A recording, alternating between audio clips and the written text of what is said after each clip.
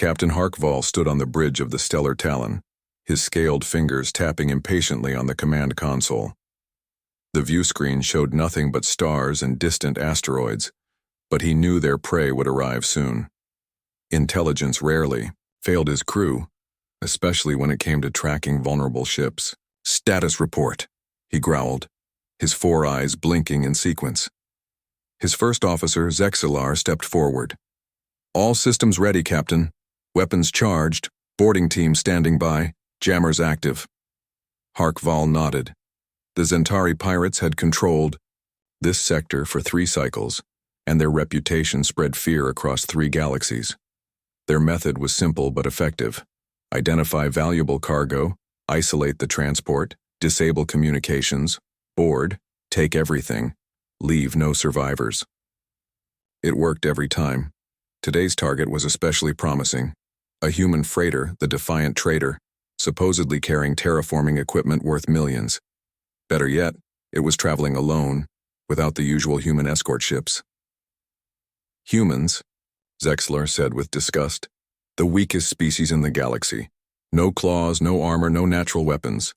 The bridge crew laughed. It was common knowledge that humans were physically inferior to most spacefaring races. Their only advantage was their large numbers and extensive territory, but individual human ships were considered easy targets. "Remember," Harkval cautioned, "they're resourceful, that's why we take no chances. Full boarding party armed to maximum." The ship's sensors beeped suddenly. "Captain, target approaching," announced Dren, the sensor operator. "Exactly on schedule." Harkval smiled, revealing rows of sharp teeth. "Magnify." The view screen zoomed in on a distant speck that gradually grew larger. The Defiant Trader was smaller than Harkval expected, a simple cylinder with engines at one end and a small command section at the other. It looked plain, almost boring, with faded blue paint and minimal external features. "That's it? Where are its weapons?" asked Krell, the youngest crew member. "Hidden, most likely," Harkval replied. "Or it has none. Either way, it will be ours soon." The Defiant Trader continued its steady path through the asteroid field, seemingly unaware of the danger lurking nearby. Harkval watched with growing curiosity. Something felt wrong. Human ships, even small ones, usually had visible defense systems. This one showed nothing. No gun ports, no missile tubes, not even basic shield emitters. "Scan it again," he ordered. Dren worked his console. "Minimal crew readings, Captain, maybe 5 humans total. Cargo hold shows dense metal objects consistent with terraforming machinery. No unusual energy signatures." Harkval considered the information. A valuable ship with minimal defenses and a small crew? It seemed too perfect. "Your orders, Captain?" Zexalar asked. After a moment of hesitation, greed overcame caution. "Proceed as planned, move us into position." The Stellar Talon glided out from behind the large asteroid that had concealed it. Its engines flared as it accelerated toward the human vessel. Within moments, they were close enough to strike. "Open communications," Harkval ordered. The communications officer pressed several buttons and a small light indicated an open channel. "Human vessel," Harkval announced using the standard galactic language. "This is Captain Harkval of the Stellar Talon. Your ship is now under our control. Disable your engines and prepare to be boarded. Resistance will result in your immediate destruction." There was a long pause. Harkval was about to repeat his demand when the view screen flickered, showing the bridge of the human ship. A single man sat in the captain's chair. He had short gray hair and wore a simple blue uniform, without any military insignia. "This is Captain Sam Reeves of the Defiant Trader," the human said calmly. "I wouldn't do that if I were you." Zexalar laughed loudly. "Or what, human? Your ship has no visible weapons. Our scans show you have only 5 crew members. What could you possibly do?" Captain Reeves smiled slightly. "Last chance, change course now." Harkval signaled to cut the transmission. Typical human arrogance. They think words can save them when they have no real power. He turned to his weapons officer. "Target their engines. Disable them." "Yes, Captain." The Stellar Talon's main guns fired, sending bright energy bolts toward the human ship. The bolt struck the defiant trader's hull directly, but instead of the expected explosion, they seemed to be absorbed, creating ripples of blue light that quickly faded. What happened? Harkval demanded. The weapons officer looked confused. Unknown, Captain. Sensors indicate our shots hit, but they had minimal effect. Fire again. Full power. Another volley launched from the pirate ship with the same result. The human vessel continued forward, undamaged. The communication system activated again. Captain Reeves appeared on screen, still looking calm. Are you finished? If so, perhaps we can talk like reasonable beings. Harkval slammed his fist on his chair. Boarding plan now. Disable that ship. The stellar Talon moved closer, extending its docking tube toward the human vessel. The pirate systems easily bypassed the seemingly simple locks on the defiant trader's airlock. Zexlar assembled his boarding team, 12 of the crew's most dangerous fighters, armed with cutting tools and high-powered weapons. Remember, he instructed, kill all but one. We need someone to tell us how to operate the cargo. The boarding team entered the tube, moving quickly toward the human ship. Harkval watched from the bridge through Zexlar's helmet camera. The feed showed the team reaching the airlock, cutting through the inner door and entering the defiant trader. Inside, they found an empty corridor. The lights were on, life support was working, but no alarms sounded, no defensive systems activated, no crew appeared to resist them. This is strange. Zexlar's voice came through the communication system. Where is everyone? Proceed to the bridge, Harkval ordered. Find the humans. The boarding team moved deeper into the ship, weapons ready. They passed empty crew quarters, an unused mess hall and silent cargo bays. The ship seemed abandoned except for the lone captain they had seen. As they approached a junction, a pleasant female voice suddenly filled the corridor. Hello. I am Lucy, the ship's artificial intelligence. You are unauthorized visitors aboard the Defiant Trader. Captain Reeves has authorized defensive protocols. You have 30 seconds to return to your vessel. The pirates laughed. AI threats were common but meaningless without physical systems to back them up. Ignore it, Zexlar told his team. Find the bridge. 20 seconds, Lucy announced, still sounding cheerful. Zexlar paused, noticing something unusual about the corridor. Numerous unmarked panels lined the walls, ceiling, and floor. He had raided many ships before, but had never seen this configuration. 10 seconds. A doubt crept into Zexlar's mind. He recalled stories about human vessels, tales he had dismissed as exaggerations. Time's up. Initiating response. The panels began to slide open. Harkval leaned forward in his chair, watching the feed with growing concern. Zexlar, report. What's happening? The only response was a short scream before the video feed went dark. Captain Harkval stared at the blank screen in disbelief. The last image, panels opening throughout the corridor of the human ship, replayed in his mind. Then the scream. Then nothing. Restore that connection, he shouted at his communications. Officer. I'm trying, Captain, the officer replied, fingers moving rapidly across the control panel. Something is blocking our signals. Harkval turned to his second-in-command, Krell. Prepare another boarding team, heavily armed. Before Krell could respond, the ship's computer spoke. Captain, we have a problem with our systems. What kind of problem? Harkval asked, suddenly alert. Unknown infiltration detected, main computer access compromised, weapon system shutting down. Alarms spread across the bridge as screens flickered and control panels flashed warning signals. The stellar Talon, one of the most feared pirate ships in 3 sectors, was being taken over remotely. How is this possible? Harkval demanded. Our security systems are the best in the galaxy.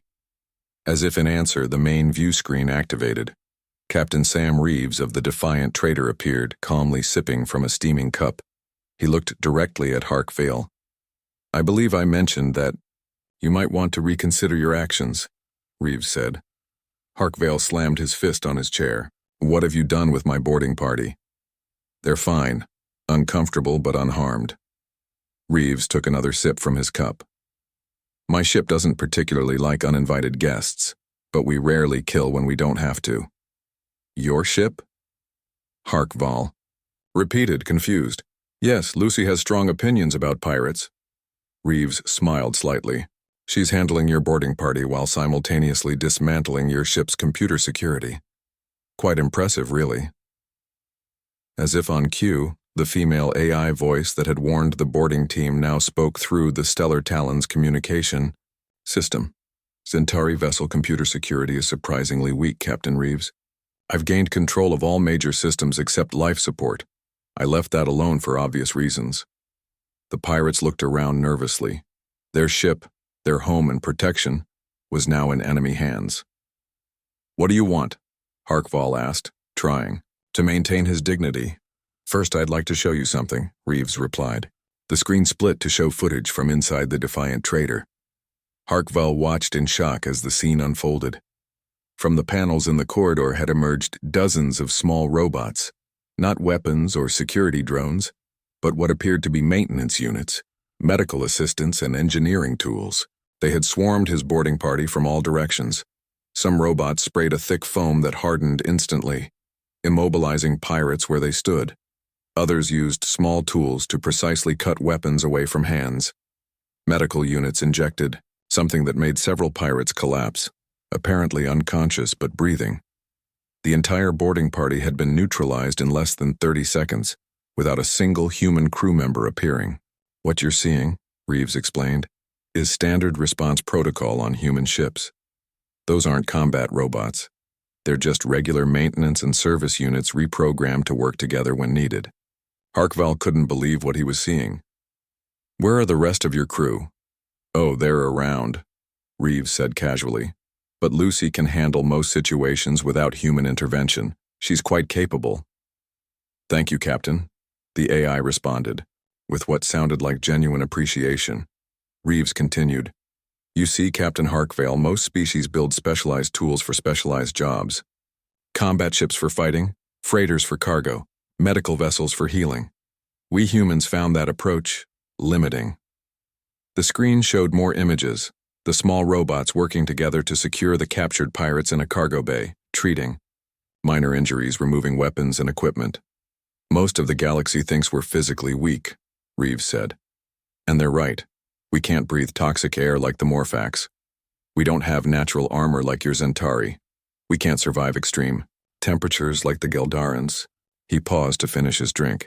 But we've always been good at making tools, and more importantly, at making those tools work together in ways their original designers never imagined. Harkval was beginning to understand. Your entire ship is a weapon. No, Reeves corrected. Our entire ship is a system of systems, all adaptable to whatever situation we face. Those maintenance robots weren't designed for defense, but with a few programming changes, they work quite well for capturing pirates. The main doors to the Stellar Talon's bridge slid open. Harkval turned, expecting to see more of the small robots. Instead, a human woman walked in, followed by a tall human man. Both wore simple blue uniforms like Reeves, and neither carried visible weapons. This is my first officer, Allison Martinez, Reeves said from the screen, and my security chief, Ben Jackson. They'll be taking control of your vessel now. How did you board us? Krell demanded. Our airlock is sealed. Martinez smiled. We used your own docking tube. While you were focused on the captain and Lucy, we came aboard. Your security systems are currently indisposed.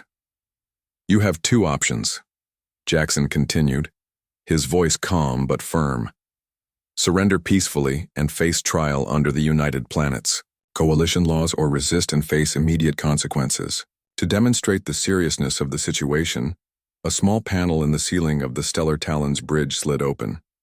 A maintenance robot identical to those on the Defiant Trader dropped down, hovering at eye level with Harkval. We brought a few friends along, Martinez explained. Lucy has shared her programming with your ship's systems. Harkval looked at the small robot, then at the humans, then at Reeves on the screen. For the first time in his long career as a pirate, he felt genuine fear. Not of weapons or violence, but of something he couldn't understand. The human capacity to turn anything into a solution. How many of you are there? He asked finally. On the Defiant Trader? Reeves replied. Just 5 humans. But that's all we need. And how did you know we would be here? This was supposed to be a perfect ambush. Reeves laughed softly. Captain, your ship wasn't hunting us, we were hunting you. The Defiant Trader isn't carrying terraforming equipment, it's a bait ship. We've been tracking your operations for months. The realization hit Harkval like a physical blow. His crew had not found an easy target. They had walked into a carefully laid trap. What happens now? He asked quietly. Now, said Martinez. You and your crew will be taken to a coalition facility. Your ship will be impounded. Your victims will be contacted for testimony. And, Jackson added, you'll learn why most smart pirates avoid human vessels at all costs. As if to emphasize the point, 3 more ships suddenly appeared on the Stellar Talon's sensors, decloaking around them. They weren't military vessels, but converted mining ships, each uniquely retrofitted with systems the Zentari had never seen before. Harkval slowly raised his hands in surrender. The holding cell on the largest human ship, called the Swift Justice, was surprisingly comfortable. Harkval sat on a padded bench, his wrists bound with some kind of smart material that adjusted to his movements without cutting into his scales. The other captured pirates were in similar cells nearby. He could hear some of them talking quietly, their voices filled with confusion and fear. The door slid open and Captain Sam Reeves walked in with a small tray. He placed it on a table and sat across from Harkval.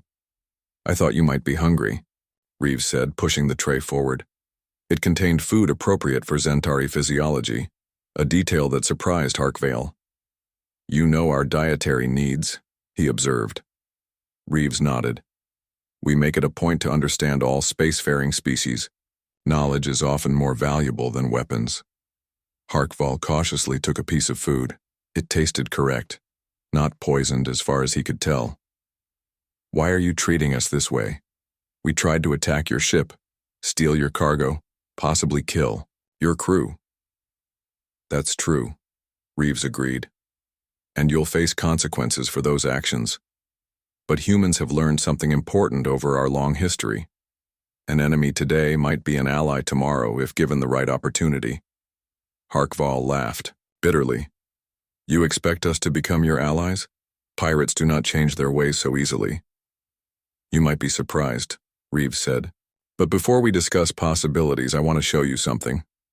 He took out a small device and activated it. A holographic display appeared between them, showing the Stellar Talon, Harkval's ship. Human technicians were systematically examining every part of it. Your vessel is quite impressive, Reeves admitted. Advanced weapons, strong shields, excellent stealth systems. But do you know what we find most interesting about it? Harkval shook his head. Its adaptations. This ship wasn't built as a pirate vessel. It was originally a Zentari military patrol craft, but you've modified it extensively. You've added components from at least 6 different species technologies. You've created new systems by combining parts that weren't designed to work together. Reeves smiled slightly. In many ways, you think like humans. The pirate captain wasn't sure if this was a compliment or an insult. Necessity forces innovation. Exactly, Reeves said emphatically. That's precisely the principle that guides human ship design. We've never specialized our vessels because we've never had the luxury of doing so. The hologram changed to show the Defiant Trader, the ship that had been Harkval's downfall. This vessel began its life as a simple cargo transport, Reeves explained. Then we added modular systems that could be reconfigured as needed. The maintenance robots that captured your boarding party?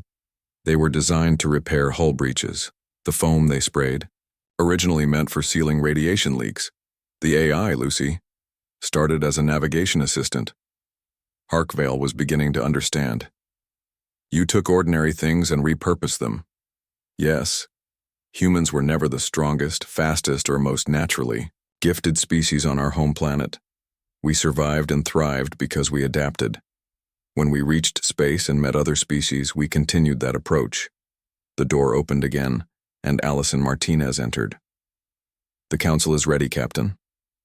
Reeves nodded and stood. It's time for you to meet some people who will decide your fate. Harkval was escorted through the ship to a large conference room. Around a circular table sat representatives from various species. Some he recognized, others he didn't. They all looked at him with expressions ranging from curiosity to open hostility. A human woman with silver hair stood as they entered. Captain Harkval, I am Admiral Carol Weber of the United Planets Coalition. This council will determine what happens to you and your crew. Harkval straightened his posture, determined to maintain his dignity. We are pirates. We know the punishment for our crimes in most systems. Execution, typically, agreed a reptilian, being to Weber's right. Or lifelong imprisonment in a labor colony. Admiral Weber nodded. Those are indeed the traditional punishments. However, humans have proposed an alternative approach, which this council has agreed to consider. She gestured to a screen on the wall, which displayed images of ships similar to Harkval's, pirate vessels of various designs. But something was different about them. They bore markings of the United Planets Coalition. What you're seeing, Weber explained, are former pirate ships now serving in our border patrol fleet, and their crews are former pirates who chose rehabilitation over punishment. Harkval couldn't believe what he was hearing. You let pirates join your fleet? Not exactly, Captain Reeves said. They undergo extensive training and education. They work under close supervision for years. Many fail and choose imprisonment instead. But those who succeed gain a new life, one with purpose beyond mere survival and theft. A Morphax representative, a species known for their rigid justice system, spoke next. The humans convinced us to try this approach 3 years ago. We were skeptical, but the results have been surprisingly positive. Former pirates know how pirates think. They can anticipate tactics and routes that our regular forces might miss. And, added a Geldaran council member, they often have technical skills and knowledge of modified ships that our standard engineers lack. Admiral Weber looked directly at Harkval. You have a choice, Captain. You and any crew members who wish to join you can enter our rehabilitation program. Those who don't will face traditional justice for their crimes. Harkval considered his options carefully. Death or imprisonment versus a chance, however small, at something new. He thought about his ship, about the modifications he'd made, with pride over the years, about the skills his crew had developed. What would this rehabilitation involve? He asked cautiously. Captain Reeves stepped forward. You'll start by helping us understand pirate operations in your sector. Then you'll work alongside our crews, learning our methods while sharing your expertise. If you prove trustworthy, you might eventually command a vessel again, though never without oversight. And my ship? The Stellar Talon would be recommissioned and rebuilt for coalition purposes, Admiral Weber said. You might even serve on it again someday, though not as its sole captain initially. Harkval looked around the room at the council, members then back at Captain Reeves, the human who had outthought and outmaneuvered him using nothing but ordinary tools repurposed cleverly. Why offer this chance? Harkval asked. Why not simply execute us and be done with it? Because, Reeves replied, humans believe in the possibility of change. It's part of our adaptability. We've seen enemies become allies throughout our history. And honestly, the skills that make a good pirate, resourcefulness, courage, technical aptitude, quick thinking under pressure, are exactly the skills we value in our own crews. Admiral Weber added, The offer is genuine, Captain Harkval, but it requires genuine commitment in return. Half measures will not be tolerated. Harkval thought of his crew. Some had followed him for years, trusting him to make decisions that kept them alive and successful. What was the best choice for them now? I need to speak with my people, he said finally. They deserve to make their own choices. Reeves nodded approvingly. That's a good first step. A true leader considers his crew's welfare. As Harkval was led back to the holding area to speak with his crew, he glanced out a viewport. In the distance, he could see other human ships arriving, each different in design, each modified in unique ways, each seemingly ordinary until you understood what made them truly dangerous, the human minds that operated them. For the first time in his life, Harkval felt something unexpected, respect for a species he had always considered weak. Perhaps there was something to learn from these humans after all. 6 months passed quickly. Harkval stood on the bridge of the ship formerly known as the Stellar Talon. Now it was called the Second Chance, a name that felt strangely appropriate. The vessel looked similar from the outside, but inside, it had been transformed. "Systems check complete, Captain," reported Zexlar from his station. Like Harkvale, the former first officer had chosen rehabilitation over punishment. 8 other crew members had made the same choice. The rest had preferred traditional justice, unable to imagine a life without piracy. "Thank you, First Officer," Harkval replied formally. It still felt strange to use the official coalition protocols, but he was adapting. Adaptation, he had learned, was the key to survival, something humans understood better than any species he had encountered. The bridge. Door opened and Captain Reeves entered. Though Harkval was called Captain as a courtesy, Reeves was the true commander of the Second Chance. The strange partnership had proven surprisingly effective. "Ready for patrol, Harkval?" Reeves asked, taking his seat in the command chair. "All systems operational," Harkval confirmed. "Course laid in for the Cygnus corridor." Reeves nodded. "Let's proceed." The ship moved smoothly into space, its engines humming with power. The Second Chance was now part of the border security fleet, tasked with protecting the very shipping lanes that Harkval had once preyed upon.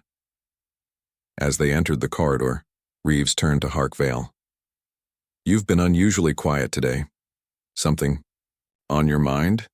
Harkval hesitated before responding. "6 months ago we were in this same sector, but I was hunting ships, not protecting them. It feels strange." "Change often does," Reeves agreed. "But you've adapted well. Your knowledge of pirate tactics has already helped us catch 3 smuggling operations." It was true. Harkval had proven valuable to the coalition forces, showing them hiding places, ambush points, and communication methods that only experienced pirates would know. In return, he had learned about human technology, coalition protocols, and a way of life that didn't involve constantly looking over his shoulder. "I received word from Admiral Weber this morning," Reeves continued, lowering his voice so only Harkval could hear. "Your probationary period will end early if this patrol goes well. You'll be offered permanent status in the fleet." Harkval's 4 eyes blinked in sequence, a sign of surprise in Zentari. "Permanent status? So soon?" "You've earned it," Reeves said simply. "And frankly, we need officers with your experience." Before Harkval could respond, the ship's sensors beeped, urgently. "Captain," called out the human sensor operator, Paul Winters, "we're picking up a distress signal from the mining colony on Varix III. They report they're under attack by unknown vessels." Reeves straightened in his chair. "On screen. Maximum speed to Varix III." The Second Chance changed course, accelerating rapidly toward the source of the distress call. On the view screen they could see the small mining colony, a collection of domed structures on a rocky moon. 3 ships hovered above it, firing weapons at the main facilities. "Magnify those ships," Harkval requested, feeling suddenly cold. The screen zoomed in, confirming his suspicion. "More Kai raiders. Very dangerous. They attack isolated colonies for resources and slaves. You know them?" Reeves asked. "We avoided them," Harkval admitted. "Too violent, too unpredictable. Even other pirates fear the Morkai." Reeves considered this information. "Time to arrival?" 3 minutes, Captain," the navigation officer replied. "Options?" Reeves looked at Harkval. This was new, being asked for tactical advice rather than giving orders. Harkval studied the situation carefully. "The Morkai always post a lookout. Ship at the edge of the system," he explained. "When they see coalition forces approach, they typically finish looting what they can and flee. They avoid direct confrontation with military vessels. So we need to approach without being detected," Reeves concluded. "Exactly. And I know how." Harkval moved to the tactical station. "May I?" The officer nodded and stepped aside.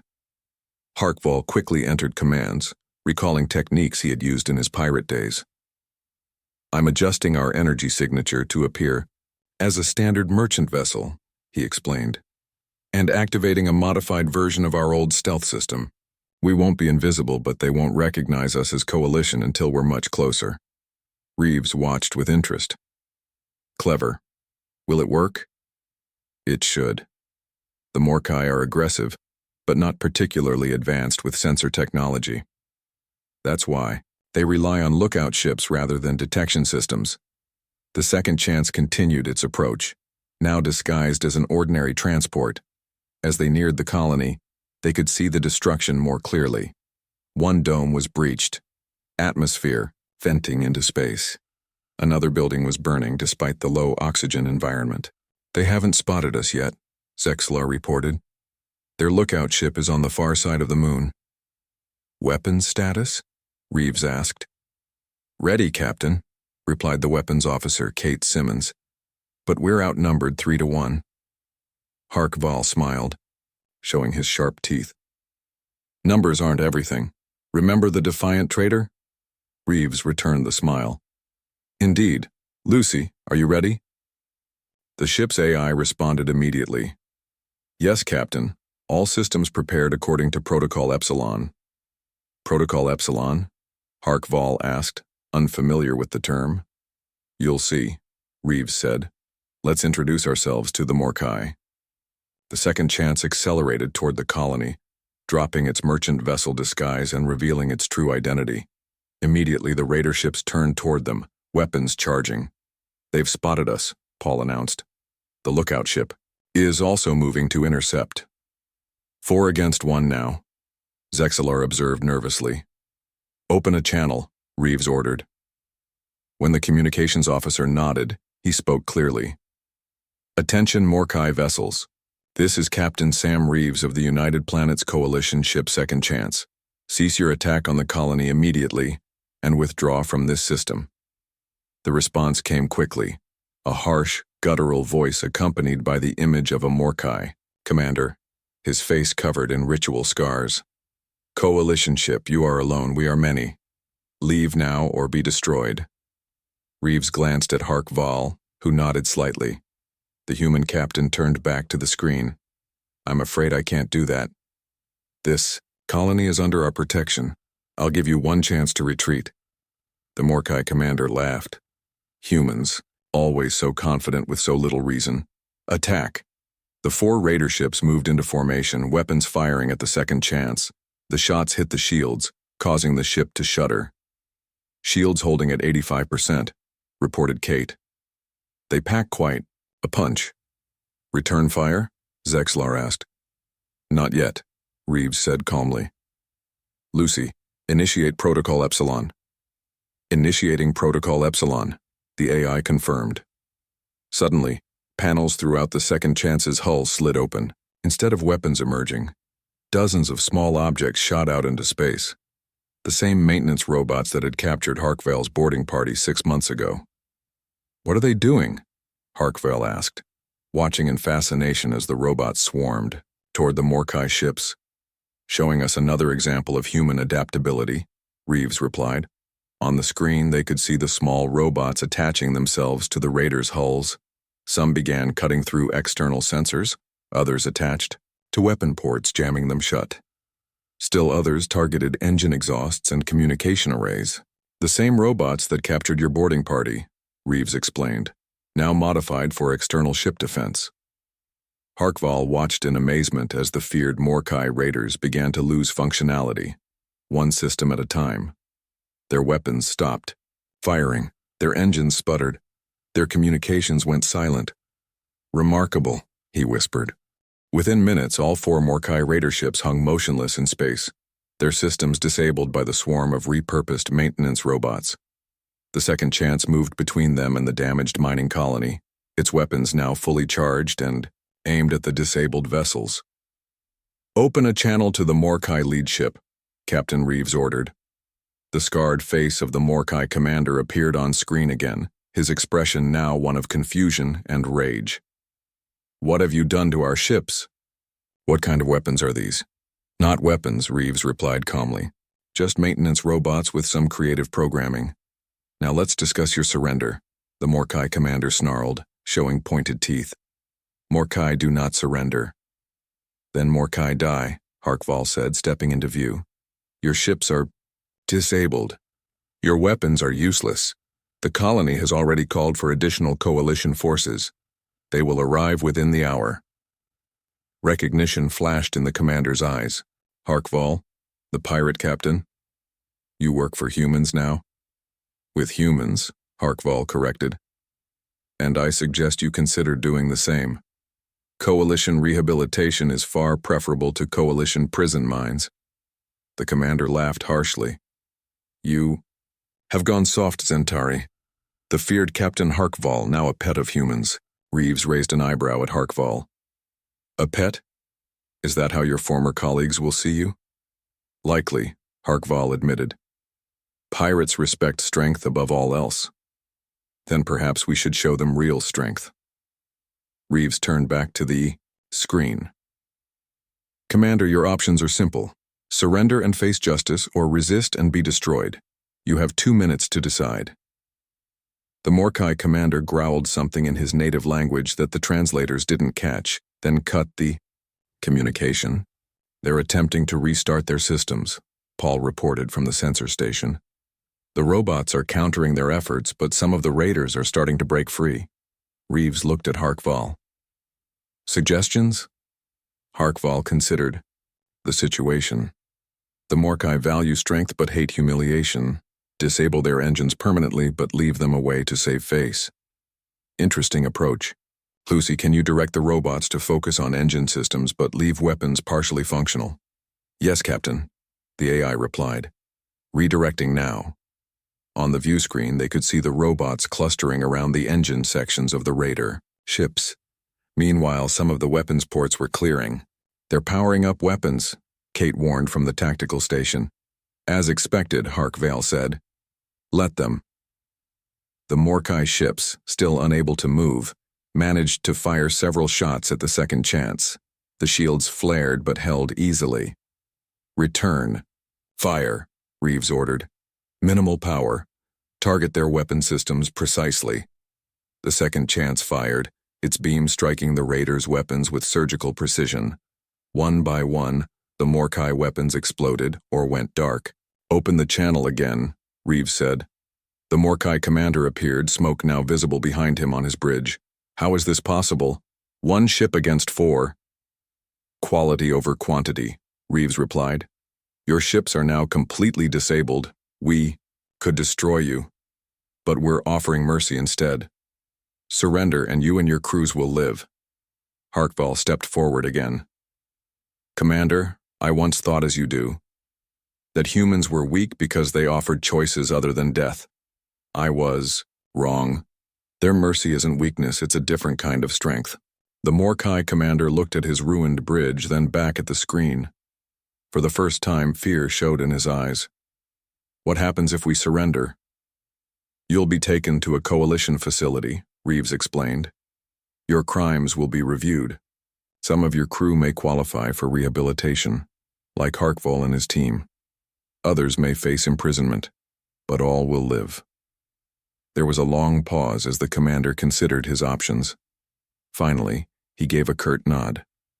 We surrender. Wise decision, Reeves said. Prepare to be boarded. As the communication ended, Reeves turned to Harkval. You handled that well. Using your reputation to influence him was clever.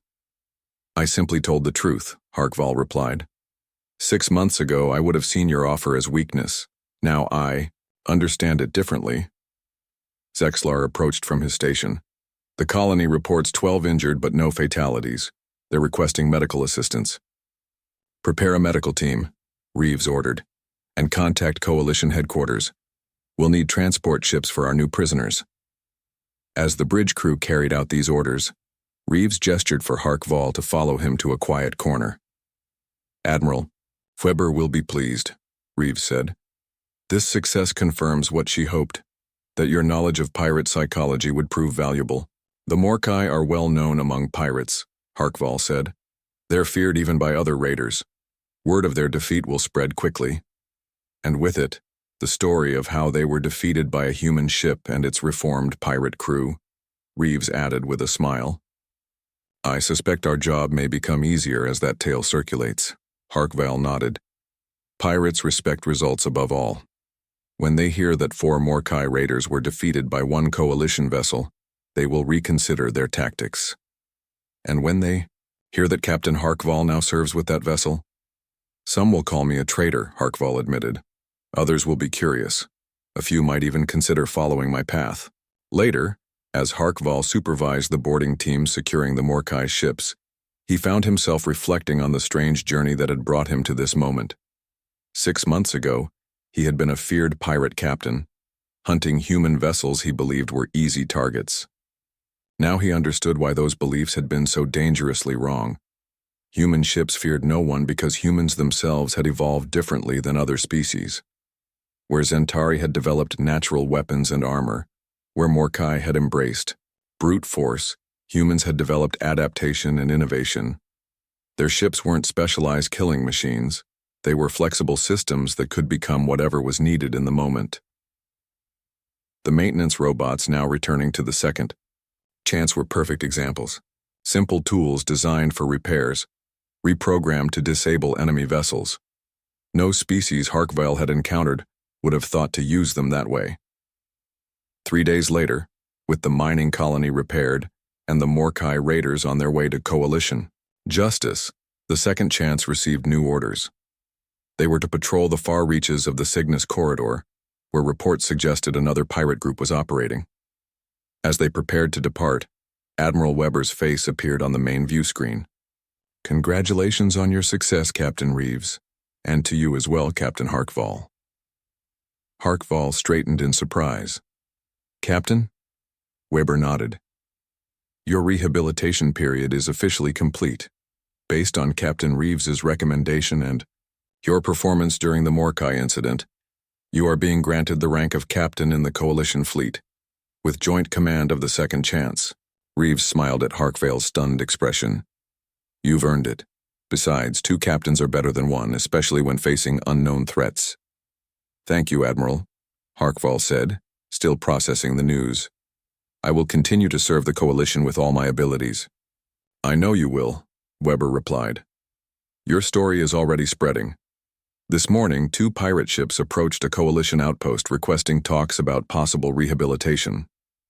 After the communication ended, HFY took his place beside Reeves. On the bridge, the human captain glanced at him with a knowing smile. "Ready to hunt some pirates, Captain?" HFY nodded, feeling a strange sense of completion. "Ready, Captain. Though I suspect that when they see the second chance approaching, they may simply surrender." "And why is that?" Reeves asked, though he clearly knew the answer. "Because now they know why human ships fear no one," HFY replied. "And why everyone else should fear human ships." The second chance moved smoothly into the depths of space, carrying its message of human ingenuity and adaptation to a galaxy that was only beginning to understand just how formidable such qualities could be.